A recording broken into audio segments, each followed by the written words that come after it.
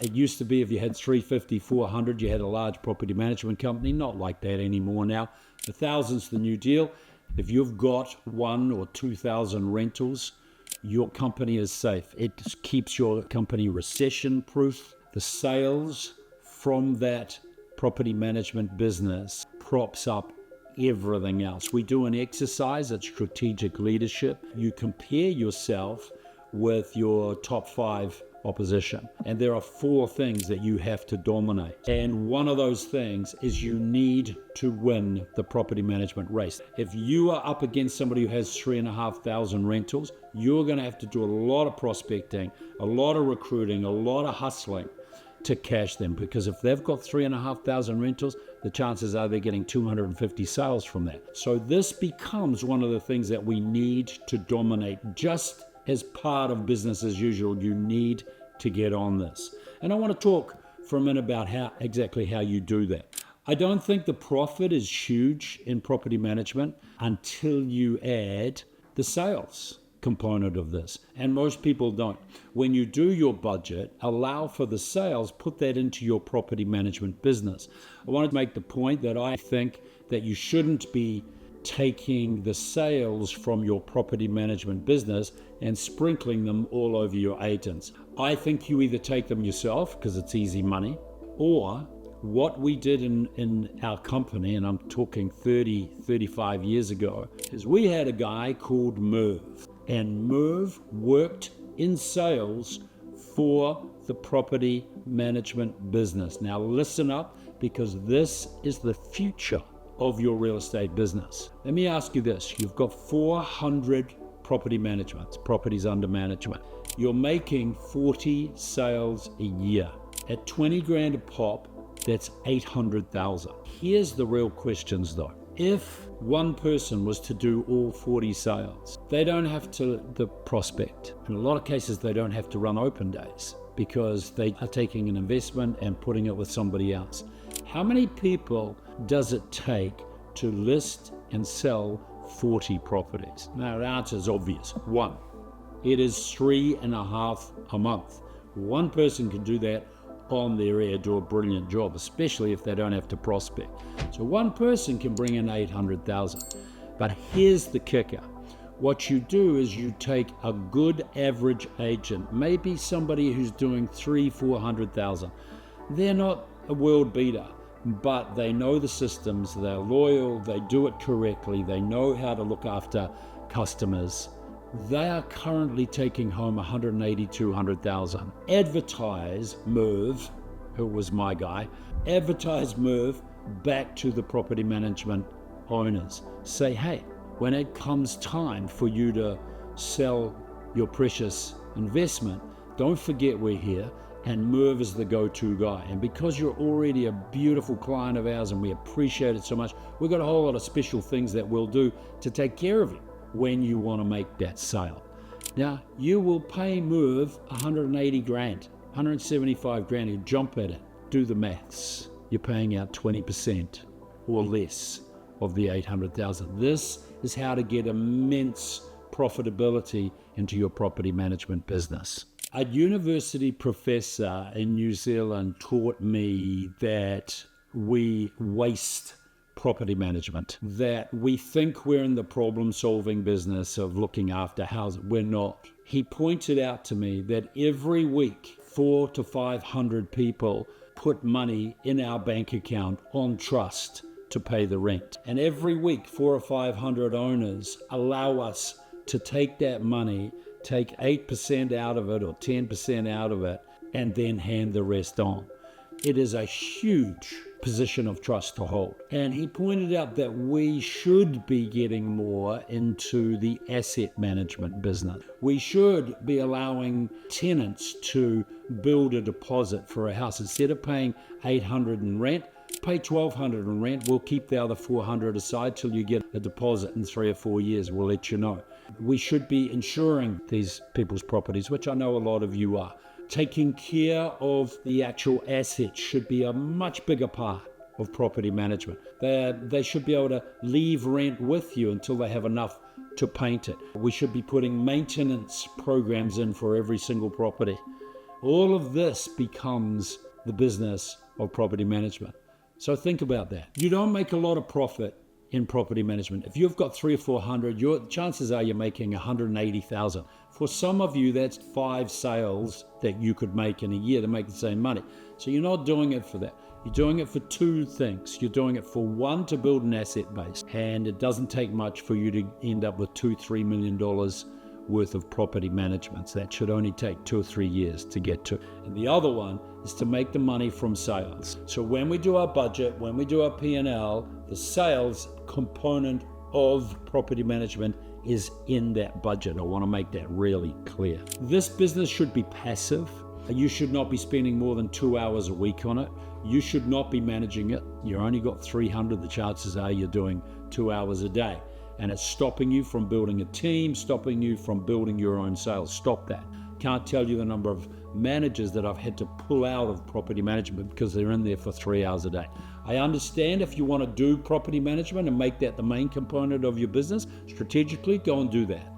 But otherwise, get out of there. It's a passive business. You run it through meetings with your property management manager or your property managers. 1-2 meetings a week, that's all you got. It's got to be passive. I want to make the point that I'm still amazed that I find real estate managers that still have not separated property management from sales income. Your P&L should be totally separate. These are 2 totally separate businesses. They're not even related. It got to the point that I realized this is how we should run it, as 2 separate businesses. So in the end, I was on the 6th floor of a 10-floor building. When you came out of the lift, you went this way to sales and this way to property management. I even got to the point where I decided that it's not cool in marketing strategy to have a business that says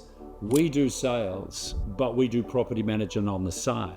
So what I did was I renamed my property management business. We were Gilchrist Real Estate, which is the sales side. Over here, my business was called the Property Management Company. So what happened was, in those days when people were looking through the phone book, they got to Gilchrist Real Estate, we do sales. It didn't say, and we do property management on the side. It just said, we are a sales business. That is much cleaner, much clearer, much more able to be sold as a brand to people. It's not muddied by saying, and by the way, we do property management as well. The property management company said, when you went down the yellow pages, now you would Google it, it would say the property management company, that's all we do. It was a separate company, totally separate company. That's a much better message than we do both sales and property management. You should be aiming at a minimum of 25% profit to turnover on your property management. You should have all your costs coded and separated. So if your rent, if you've got half for property management, half for sales, half rent, it should go to property management. You should allow $120,000 to manage, 120 to 140 to manage it, comes to you, and then you must be 20+% as a return. And I've worked with people that have got 50% return. That is changing because of VAs and the whole overseas taking people on, the labor is cheaper and so on. I think 2 things are happening. One is that management fees are dropping. It's not unusual now to talk to a manager where they say, no, our average would be 5%. And I think you're going to see more cut price companies come onto the scene. So you're going to be really struggling to hang on to your management fees is the first one. And I think because of that, you need to be constantly working out how you can get your cost center down, your overheads down. And you need to do that by using the cheaper labor that comes with VAs and so on. But those are the 2 big things you should be focusing on. I want to quickly give you an exercise that can make you money straight away. And I've got to tell you that I talk about this all the time. I've only seen 4 or 5 companies do what I'm about to tell you. Every single one of them did it reluctantly, but every single one of them said, wow, that absolutely works. And it goes like this. Most of you have inherited or bought properties from other companies. And when you took them on, you're normally charging 8 to 10%, let's say. But because they had 5 properties, or because you bought them and you didn't want to upset the apple cart, you've got a whole bunch in there out of your 500 that are at 4%, some are at 6%, some of them are at 8%. And then you go all the way through to 9 or 10%. I get it. So I bought a whole lot of little property management businesses to get to my 450. And we bought them at 80 and 120, another guy 180, went around the town and bought them all up. But because of that, one day I realized we had a raft of charging systems all the way from 4% to 8%.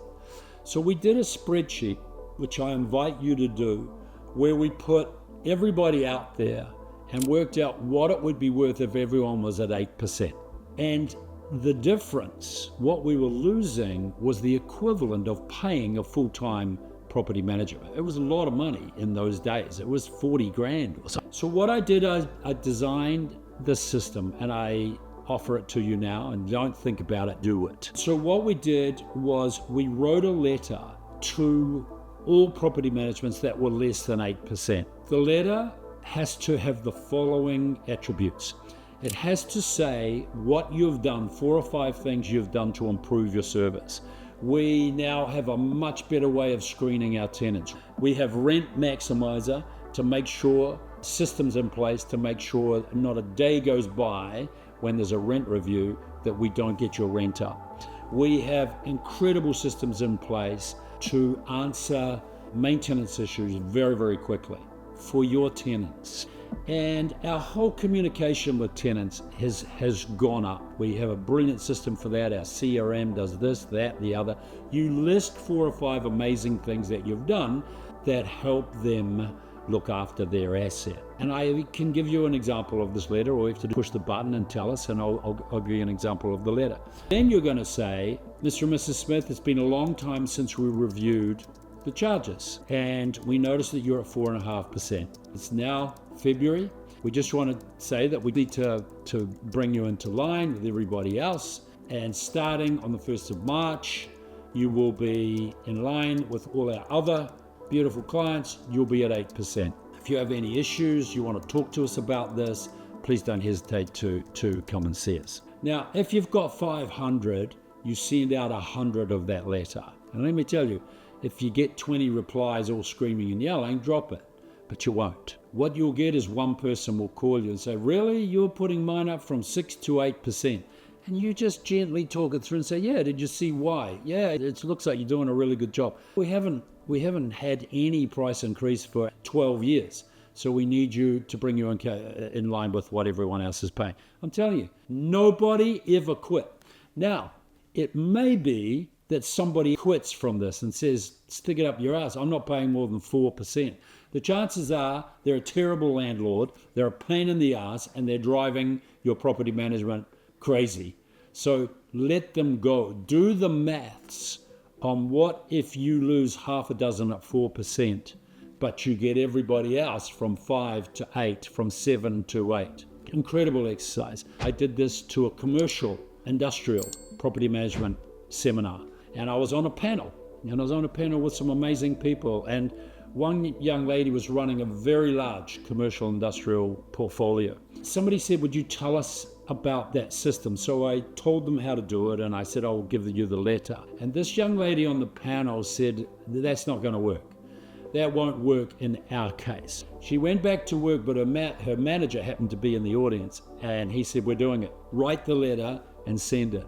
Several months later, I was coaching him, and he said, wow, that was the fastest 50 grand I've ever picked up in property management.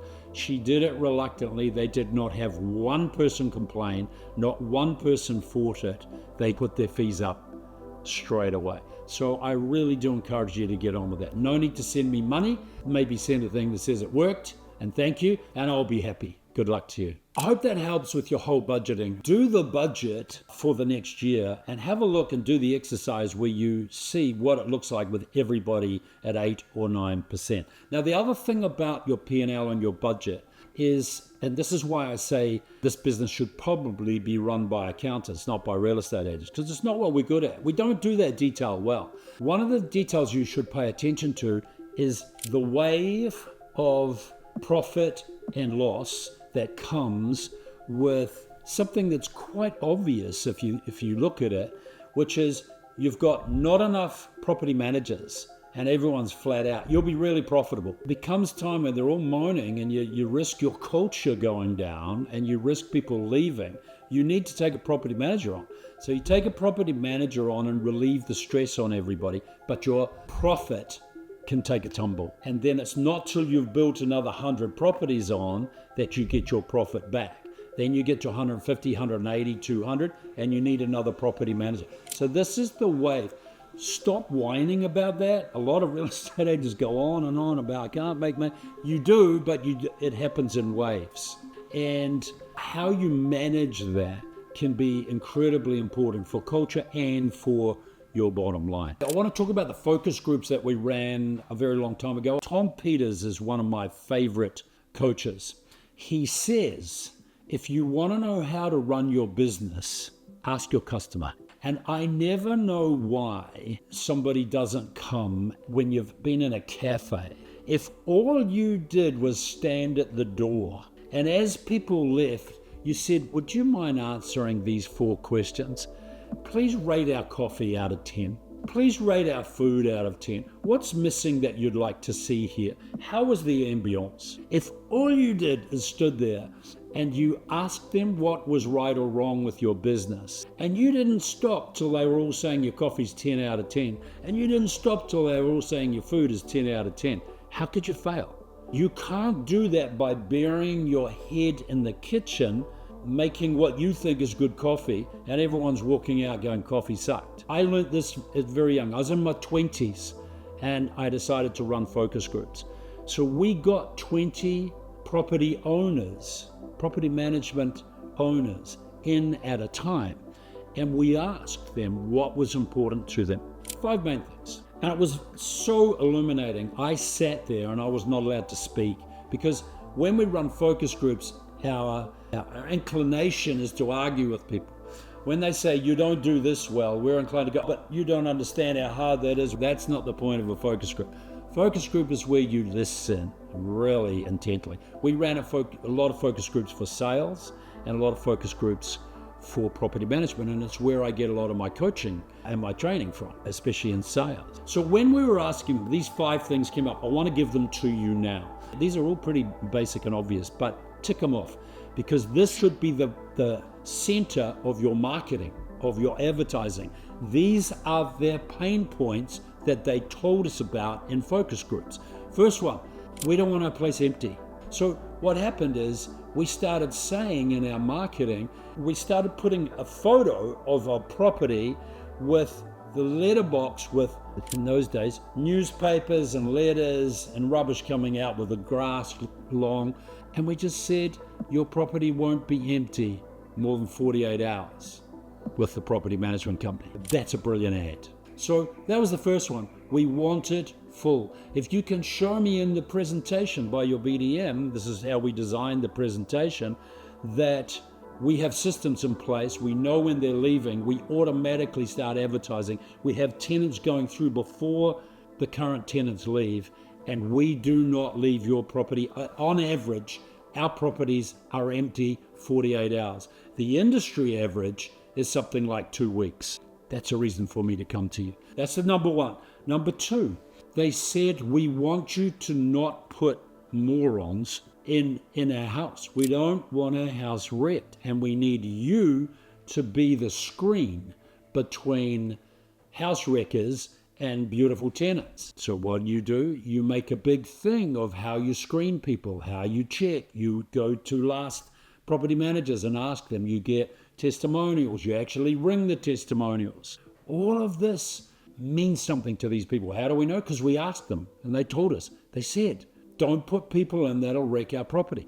If you can prove to people that you've done 5 years without having one property trashed, say that.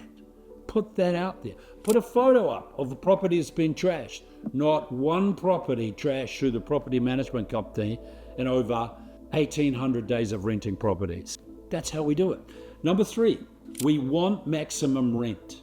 And I don't know why anybody that does not come out and say, and some of my clients are doing this now, we have a thing in place called Rent Maximizer. Now, what does that mean? It means that as soon as your property is up for review, 1 month before, we get notification. And we have a process we put in place so the day that property is up for review, we've already done the work, Rent Maximizer kicks in, and the rent goes up that day. And it goes up to the maximum, fair, but maximum amount we want to charge. And we do that in discussion with you. So we take care of all that for you, and we have incredible systems in place. Do you get the message already? If you're somebody who's looking to have your property managed by a real estate agent, what does your BDM say?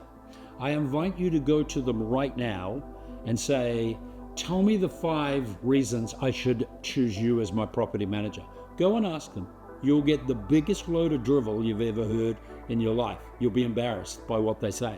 It'll be all stuff that everybody else can say. These things they're not saying, and they must be part of your presentation. Number 4 is we want you to take care of our tenants' maintenance. I always remember one of the focus groups that I sat in. There was this grubby little landlord sitting there, and he had holes in his jersey, and he had about 5 properties, and we were very grateful for him, and he's sitting right in the front. He was a real character.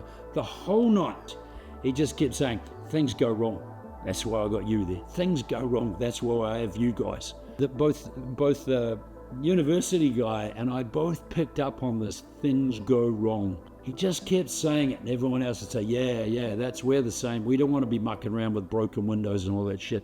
And so we created an ad that had a photo of a broken window. And underneath, it just said, things go wrong. Let us take care of it for you, property management company. That's an ad. That's what you should be putting on social media. That's what should be on Instagram and Facebook.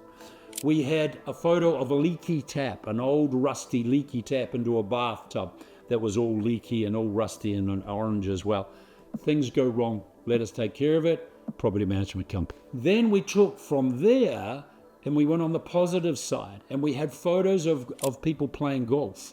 And it just said, you play golf, we'll take care of business. We had a photo of somebody sitting on a cruise ship with a martini, and it just said, you enjoy life, we'll take care of your investment, the property management company. This is what you should be advertising. That's how it works. And the number 5 thing that they told us, and I don't hear this talked about, I'm sure it is we want our rent paid on time. We rely on you to collect that money, to go after them if they don't pay. And what they said, and I'll never forget thinking, wow, I didn't realize that. Our mortgage for this investment goes out on a Wednesday. We need our money paid on Tuesday. If it's late, we go into default on our mortgage. So we blew that up when we were presenting and in our advertising. We were one of the first to bring in that you could take money out daily if you wanted to. You didn't have to wait on us to pay it on a Tuesday or a Thursday. We said $286 million and not 1 day late over the last 4 years. Build that up, because it is what we call a pain point for these property owners. So those 5 things are the things you need to take care of. They need to be in your presentation for your BDM, which we'll talk about in a second, and they need to be in your marketing. Let's talk about the old perennial, whether you should grow organically or you should buy. I always remember Shane Smolin had a massive business. He eventually sold to McGrath for $62 million. I was working with him. He decided that he would not take any profit out of property management because there's not a lot of profit in it compared with sales. He would just put any profit back into BDMs. And he went from sort of 4 to, I think at one stage, he had around 8 or 10 BDMs. And he flew me down every month to get the BDMs from an average of 4 or 5 new ones a month up to an average of 8 or 10. One young guy, Scott, went to 20, 25 a month. He said, I want growth. I want to grow this asset through the roof. And eventually when he sold to McGrath, he sold it for $10 or $12 million. You've got to decide where you are to have 300. And yes, I know how proud you are that you've organically grown them. I get it. But here's the deal. You're not making any money. You've got a great asset. It's probably worth 1.5, could be worth $2 million. But you're not making a lot of money. That's probably turning over 600,000-700,000, and it's probably got a net profit of 150. That's 4 sales to a lot of us. I don't think that's the point. The quicker you get to 1,000 and it's worth 3-4 million, and you're making 300,000, and you're getting all those sales off it, I think the quicker you get there, the better. Now, if you're buying, understand what the bush math of that is. You're turning over 600,000. You're making 150,000. When you buy another 350, you buy another 600,000. But you don't need a new manager. You don't need any more rent. You may only need 1, 2, 3 property management to actually look after those 350. I want you to do the exercise where you take your P&L, you turn it into a budget. When you find the one you want to buy, I take their top line, their income, and I put it into mine. Then I look at how many extra people I need to run this new business with 600, 700 property managements in it. Then I put those people into the cost center of wages and salaries. Then I see what comes out the bottom. And I'm telling you, it will blow you away when you buy another 300. You'll go from 150 to 400. And when you buy the third lot, you'll go from 400 to 700. It starts to get really serious. Understand how this works, that you're all set up and you're farting around with your little 250, 350. Do yourself a favor, go and find $5 million. Go and buy 1,000 and let's get this show on the road. Let's go to the Bahamas. It really can be as simple as that. I say buy as well as organic, because once you buy and you get to 1,000, you're going to lose more. It's perfectly obvious that if you've got 100, you're only going to be losing 4 a year. If you've got 1,000, you're losing 5, 6, 8 a month. You need to be replacing those. It's not organic or buying, it's both. Pay attention to both. Your organic needs to be at 120 to 200 a year, and buying needs to be taking advantage of any opportunity that comes your way that can add to that bottom line. Get your head around this and get on with it. If you need to discuss it, strategic leadership is the place to come and do that. Let's talk now about marketing. And I'm really clear on how marketing should be. And let me tell you that one of the first things, if I'm coaching you, one of the first things I want to know is who's your BDM. I want to see their presentation, and the presentation needs to reflect the 5 things I gave you out of our focus groups.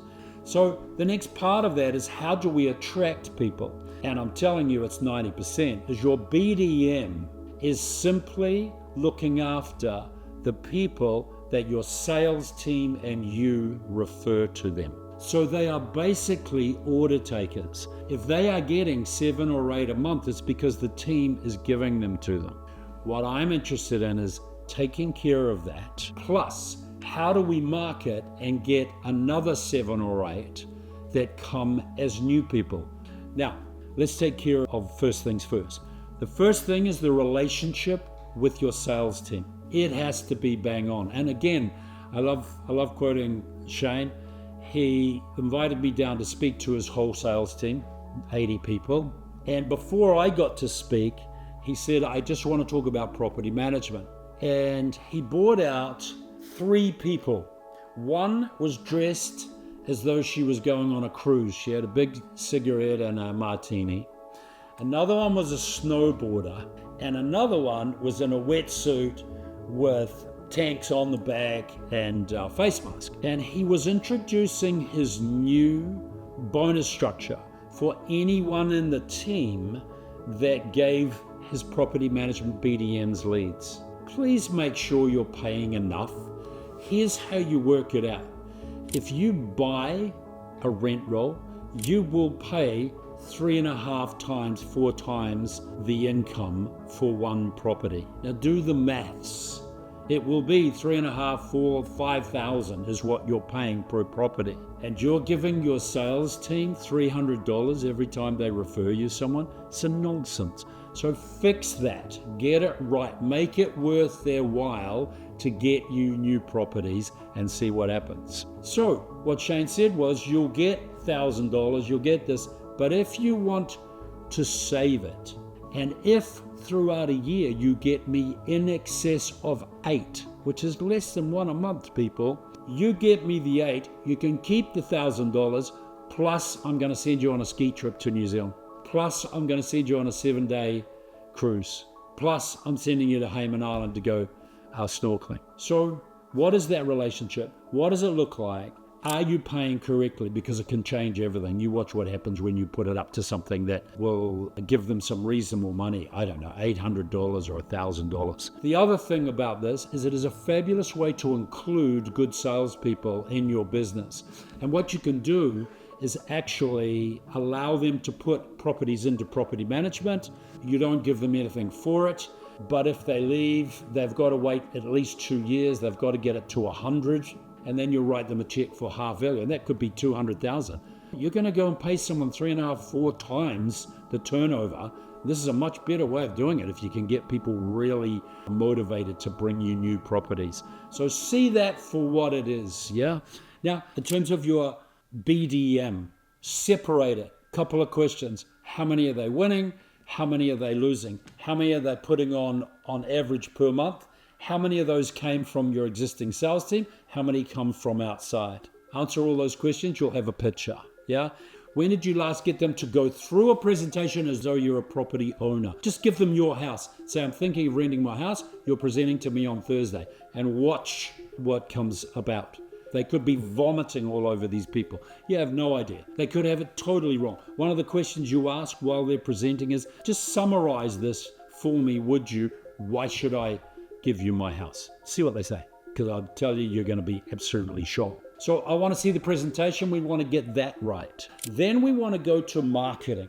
And I think that this is something that, considering people are paying 4 times turnover for property management, it's insane that when I go to your website, they're a total schmozzle. Most websites, I'm talking about franchise websites, are the worst. When you get to a franchise website, it says, meet our team. Do you want to rent? Are you a tenant? Or what do you want to buy? This is a nonsense. We don't need tenants and we don't need buyers. Can I just make this point? Please go and fix this straight away. When I get to your website, there needs to be 2 buttons on the front page. One says, would you like to talk about selling your property? And the other says, would you like to talk about having your property managed? Those are the 2 buttons that I get to choose between. It is insane that every single website says, do you want to buy or do you want to rent? Insane. So get that taken care of. The next thing is on your website, where the button says, do you want to talk about having your property managed? When I click on it, it goes to a separate website that is 100% dedicated to property management, to having a property managed. Yes, it can talk to tenants, but mainly it's talking to people as though they're thinking of having a property managed. And on that website or landing page, it must have those 5 things. It must have videos about how we don't let it be empty. You got to stop talking about our people are well trained. Everybody says that. You got to talk about saying we've been in business for 12 years. They've all been doing that. We look after your house as though it's our own. Yeah, I get that. But unless you show me how, unless you give me the details, it's just what everybody else says. Stop it. On this landing page are those big 5. We'll get your rent paid on time. We go back to your people within a matter of hours. Your rent will always be the maximum fairly that we're allowed to charge for that property. We'll never miss a day. It will only be empty for a maximum of 72 hours. The industry standard is 2 weeks. Whatever needs to be on that landing page. It needs to be you talking about it as videos. And don't forget, if you're liking what I'm talking about, hit the subscribe button so you don't miss any of these videos. Elsewhere on this channel, I'm going to talk about social media marketing, because that's the marketing that can attract those who want to have their properties managed. What we do is we put a pixel. This is very simple, very quick way of looking at this. If you want to contact us, we have a company that does this for you, but we have a pixel sitting on the landing page. Anyone who clicks on that, it's pretty logical, is thinking of having a property managed. So we gather those people into an audience and we control the narrative back to them. We can even set it up so that if they click on the video that you're talking about it not being empty, over the next few days, we can send them the other 4 videos. That's how cool this is. At the end of that landing page, at the bottom of that landing page, it says book a call now to talk to somebody about having your property managed. So we build this audience. In some cases, it can be hundreds of people. They're not going to have their property managed now, but next year they will. And we keep talking to them over and over and over.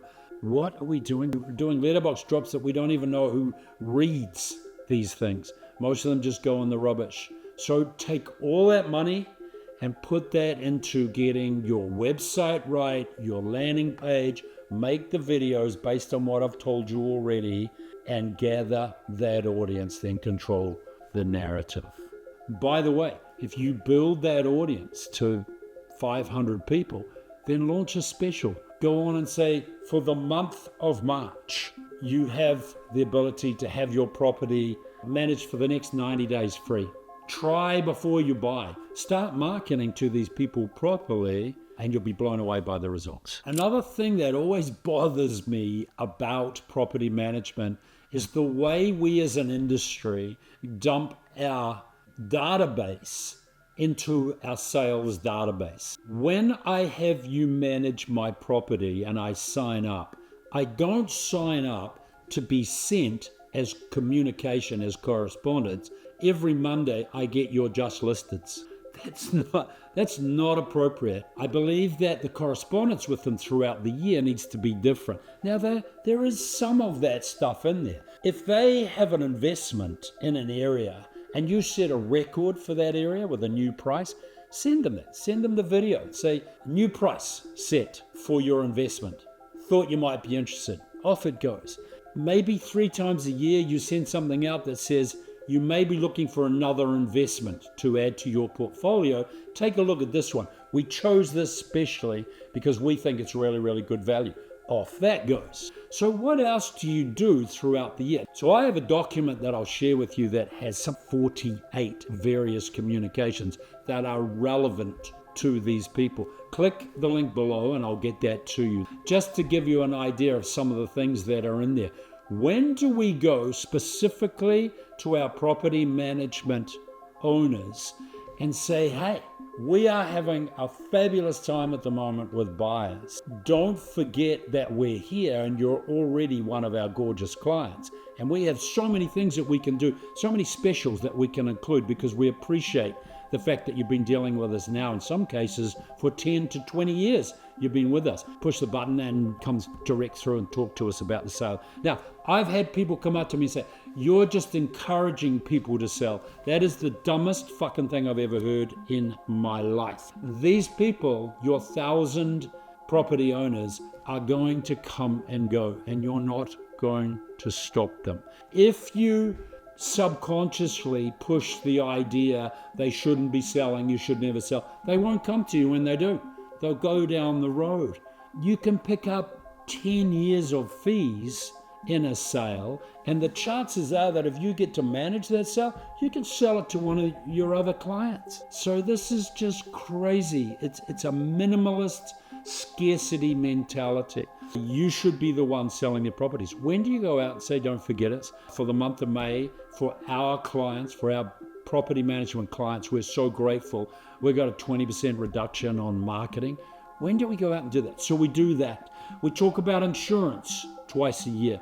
We talk about end of financial year, ways to save tax is one of them. We get that written by KPMG, as I think it's not hard to do. We talk about a newsletter. Now, my friend John at Epic Videos, EPIK, go and have a look, does a newsletter that has 4 video segments. When do we put that together and send it as a newsletter from property management. When do we send anything from property management? It just comes from sales. It should be from the property management division, Ray White. So it says, from the desk of Peter Gilchrist, property management. And off we go. This is how we should be talking to our clients. I've designed it, push the button, and I'm happy to share it.